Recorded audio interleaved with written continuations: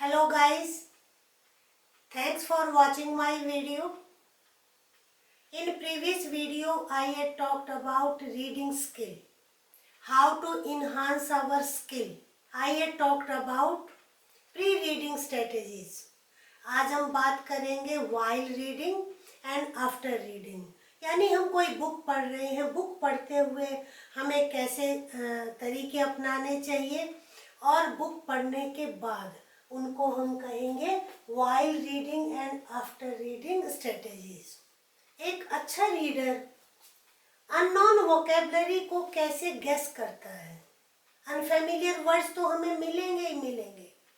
अब हम हर बार डिक्शनरी को खोलें, वर्ड का मीनिंग देखें तो वो रीडिंग एक बर्डनसम बन जाती है. हमें कुछ वर्ड्स के मीनिंग गेस करने पड़ते हैं और अगर हम अननोन वर्ड्स के मीनिंग को गेस करने में अगर हम अच्छे हो जाए, हमारी एबिलिटी हो, तो हमारी रीडिंग अपने आप फास्ट हो जाएगी. अब मैं आपको एक एग्जांपल देती हूँ. एक छोटे से पैसेज को देखिए. I have taken from adventures of Huckleberry Finn. The title of the chapter is camouflage. अब टाइटल का आपको लगता है कि डिफिकल्ट वर्ड है, अनफेमिलियर है, तो डिक्शनरी देखनी पड़ेगी. I wanted to go and look at a safe place somewhere in the middle of the island, and we soon got it because the island was only 3 miles long and a quarter of a mile wide. यहाँ पे कोई problem नहीं है.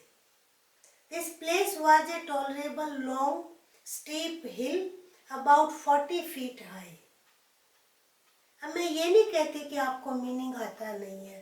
Suppose करिए आपको steep का meaning नहीं आता है. अब कहाँ डिक्शनरी उठाएं? पढ़ते पढ़ते ही हमें गैस करना है. वो आपको अगली लाइन से गैस हो जाएगा. We had a rough time getting to the top.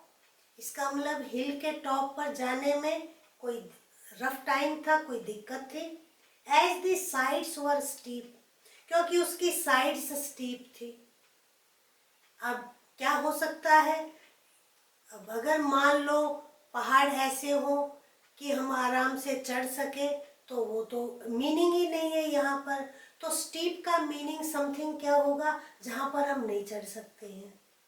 ये देखें, देखिए ना, as the sides were steep and the bush is thick. It means कुछ ढलान है, एकदम खड़ी जो है हिल है, वो पहाड़ी है, तो हम नहीं चढ़ पाए. गैस कर लिया मीनिंग हमने. We climbed over it and found a good big cavern in the rock. फिर कैवरन वर्ड आ गया. हम नहीं चाहते कि हम जल्दी से पढ़ना चाहते हैं. The cavern was as big as 2 or 3 rooms bunched together. अब कैवरन इतना बड़ा था जितना कि हम 2-3 कमरों को इकट्ठा कर दें. अब रूम का वो आया तो इसका मतलब क्या है? हो सकता है स्पेस. ये है Jim said it was going to rain, we must quickly get our things. यानी वो सेफ प्लेस चाहते थे और वो रूम के बराबर उनको कैवरन मिल गया. मीन्स होलो स्पेस मिल गया, वहाँ पर खाली जगह मिल गई, गुफा टाइप की, जैसे केव. कैवरन केव से ही बना है. तो ऐसे अनफेमिलियर वर्ड्स को हमें क्या करना चाहिए? गैस करना चाहिए. तब हम अच्छा रीड कर सकते हैं, हम फ्लो के साथ रीड कर सकते हैं. Our next strategy is inferring. Infer क्या होता है? Get ideas. That is not said और स्पोकन एक्सप्लिसिटली. यानी ऐसा आइडिया और इंफॉर्मेशन जो कि साफ नहीं कहा गया है, स्पष्ट रूप से नहीं कहा गया है, हमें उसका मीनिंग निकालना पड़ता है. I give you here 2 sentences. Here 2 sentences are there. His daughter won the match and he petted her. Daughter ने मैच जीता और फादर ने उसको पैट किया. अब एक्सप्लिसिटली तो केवल पैट किया. हम क्या मीनिंग इन्फर करें ही वॉज प्राउड। तो जो एक्सप्लिसिटली बात नहीं कही गई है हमने उसको मीनिंग इन्फर किया, यानी मीनिंग निकाला। Man has been gifted with power of speech. God ने यानी भगवान ने इंसान को ही बोलने की पावर दी है। अब ये एक्सप्लिसिटली कही गई है, लेकिन इसमें क्या नहीं कहा गया है हमें वो भी समझना है। It means man has power to use language और टू अंडरस्टैंड लैंग्वेज। उसको लैंग्वेज समझने की, लैंग्वेज क्रिएट करने की क्या है, पावर है। तो ये हमने क्या किया, इन्फर किया। तो this is the meaning of inference. Infer verb, inference noun हो जाएगा। Next one is annotate the text. अब एनोटेट क्या होता है, हम बुक पढ़ते हैं, मार्क करना अच्छा लगता है, हम उस पर टिक मार्क करते हैं। कुछ बहुत इम्प्रेसिव चीज़ कही गई है, हम अंडरलाइन करते हैं। कैरेक्टर है, इवेंट है, जो रेलेवेंट है हमारे आगे पढ़ने के लिए बुक के, हम उसको हाईलाइट करते हैं। तो that's called annotate. I give you the example of how I annotate. हमेशा हम एनोटेट करते हैं।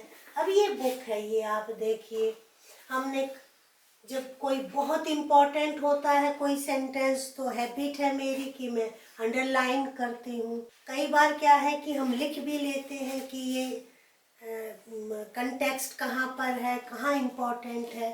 तो this is called annotation. Underlined sentences and words maximum 25% और 30%, तभी तो वो हाईलाइट चीज होगी ना। हर सेंटेंस को अगर हम अंडरलाइन कर देंगे तो कैसे हाईलाइट होगी। तो दैट इज एनोटेशन।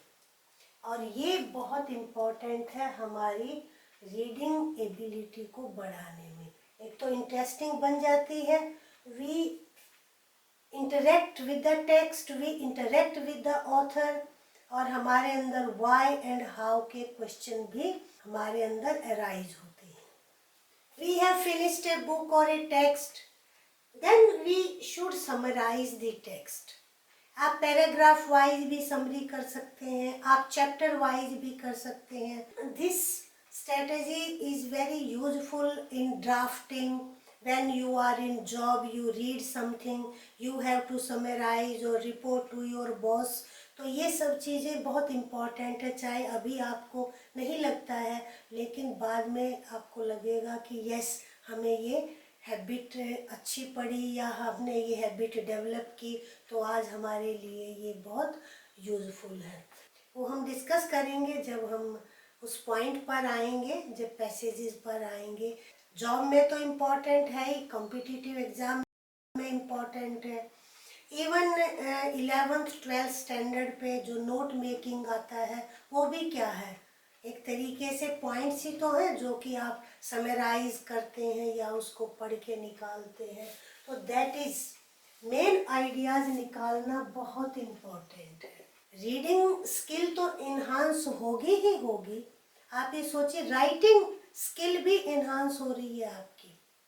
क्वेश्चनिंग, आपने कोई टेक्स्ट पढ़ा और उस पर आप क्वेश्चन फ्रेम करिए। एक तरीके से आप राइटर को क्वेश्चन कर रहे हैं कि फ्रेम करके, और जब आप क्वेश्चन फ्रेम करेंगे तो सेंटेंस मेकिंग की एबिलिटी तो आपकी बढ़ती है ही है, एनालाइज करने की भी। ये मैंने कुछ स्ट्रेटजीज बताई हैं और ऑलमोस्ट एग्जॉस्टिंग है। अब इससे आगे कोई ज़्यादा कुछ नहीं होता है, बाकी तो सब अपने इंटरेस्ट पर और बच्चे हार्ड वर्क पे डिपेंड करता है। रीडिंग किसी भी लैंग्वेज की जो स्किल्स है इम्प्रूव करना, स्पेशली सेकंड लैंग्वेज की स्किल्स इम्प्रूव करना कोई जादू की छड़ी नहीं है। We have to work. Simple से डिफ़िकल्ट की ओर जाइए और एक इंटरेस्टिंग से थोड़ा हैवी की तरफ जाइए। शुरू में ही आप डिफ़िकल्ट ले लेंगे तो इंटरेस्ट नहीं आएगा। पढ़ने से वोकेबलरी भी बढ़ती है। नेचुरली आप कुछ वर्ड्स तो देखेंगे, कंसल्ट करेंगे, मीनिंग को गेस करेंगे, और अगर आपकी वोकेबलरी अच्छी है तो रीडिंग भी फास्ट होगी। तो ये दोनों एक दूसरे को रीइंफोर्स करते हैं।